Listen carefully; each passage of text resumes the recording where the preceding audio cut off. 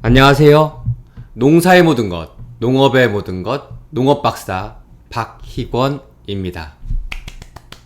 오늘은 여러분과 전원 생활을 포기하는 이유에 대해 대화를 나눠보려고 합니다. 오늘도 결과부터 미리 말씀드리면 전원 생활을 포기하는 이유 중 가장 큰 이유는 본인이 어떠한 성향인지 본인도 잘 모르기 때문에 발생하는 문제라고 생각이 듭니다. 이게 무슨 말이냐면 본인이 전원생활과 잘 맞는 성향인지 잘 맞지 않는 성향인지 그것을 본인도 잘 몰라서 생기는 문제라는 건데요.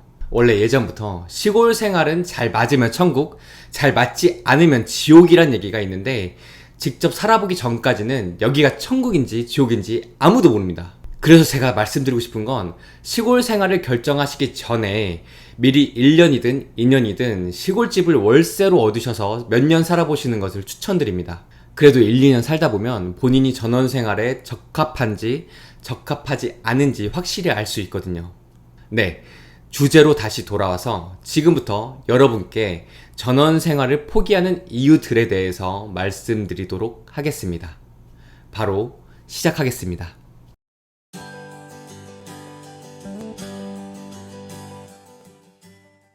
전원 생활을 포기하는 이유 첫 번째, 도시와의 생활과는 많이 다릅니다. 많은 분들이 전원 생활을 꿈꾸시면서 좋은 공기, 자연과 함께하는 생활, 거기서 오는 힐링과 만족을 생각하실 겁니다. 예, 맞습니다. 정말 공기가 좋고 자연과 함께하는 생활은 생각보다 만족도가 높습니다. 저도 그랬거든요. 밖에서 고기 구워 먹고, 쌈채소, 깻잎, 상추, 고추 같은 거 그 자리에서 직접 따먹고, 고구마를 은박지로 싸가지고 그 모닥불이죠. 모닥불에 타타타타타 튀는 약간 그런 데다가 구워 먹고, 그리고 해지는 노을, 석양 보면은 진짜 기가 막힙니다. 그런데 여러분, 조금만 생각을 해보면 제가 방금 말씀드린 것들은 여행이나 캠핑을 가서도 다 할 수 있습니다. 이렇게 노는 거 말고 직접 시골에서 전원 생활하는 건 또 다른 얘기입니다. 첫 번째, 집 관리하는 게 생각보다 쉽지 않습니다. 만약 여러분께서 잔디 깔린 전원주택을 꿈꾸신다면 여러분들은 아마 겨울을 제외한 나머지 계절에는 잡초와의 전쟁을 매일 하셔야 할 겁니다. 생각보다 풀이 미친 듯이 빨리 자라요. 그 풀들에서 진딧물도 달라붙고 벌레들 꼬이고, 가장 중요한 건 미관상 꼴이 보기 싫습니다.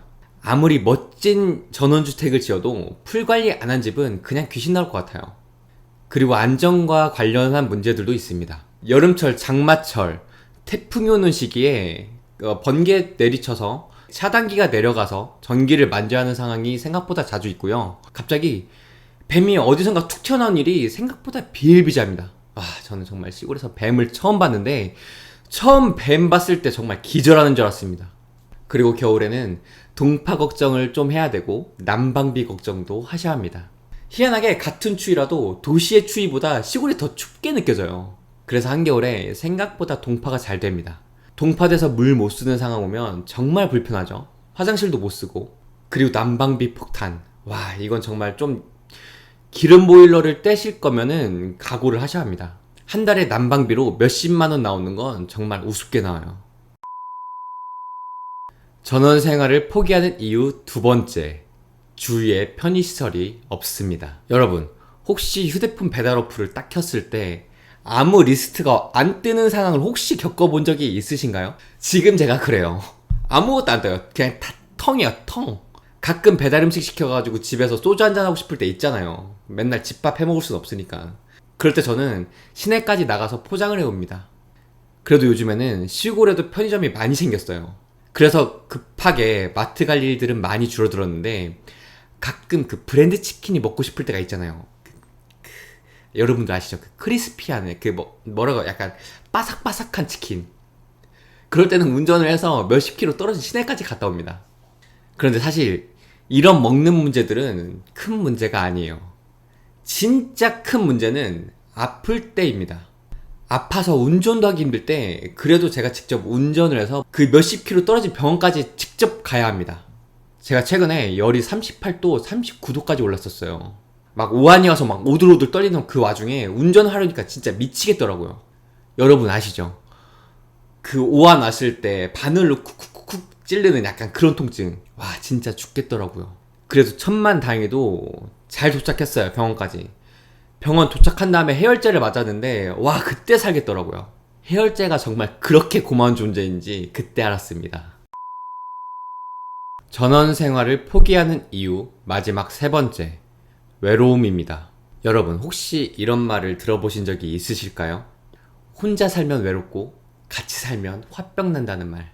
그나마 누군가와 같이 시골로 오시는 거라면 상관없는 얘기이긴 한데, 저같이 혼자 시골로 내려오시는 상황이라면 이것 또한 염두에 두시는 것도 좋을 것 같아요.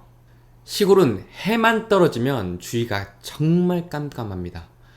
아무것도 안 보여요. 약간 시골이 갖고 있는 황량함이라고 할까요? 조금 쓸쓸하고 약간 고독한 뭐 그런 느낌 있잖아요.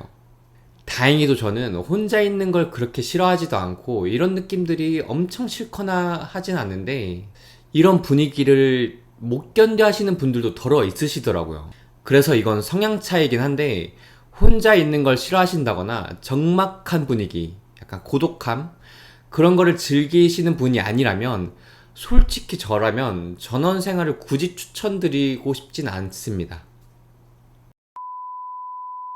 네, 오늘은 여러분과 전원 생활을 포기하는 이유들에 대해 대화를 나눠봤습니다.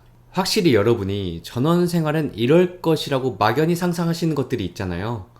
그런데 막상 그 상상과 현실은 많이 다를 거예요. 제가 앞에서 말씀드렸던 불편한 부분들이 불편하게 느껴지시지 않고, 그 전원생활 자체에 애정이 있으신 분들이 아무래도 전원생활에 잘 맞으실 거라는 생각이 듭니다. 오늘도 끝까지 시청해주셔서 대단히 감사드리고 좋은 하루 되세요. 감사합니다.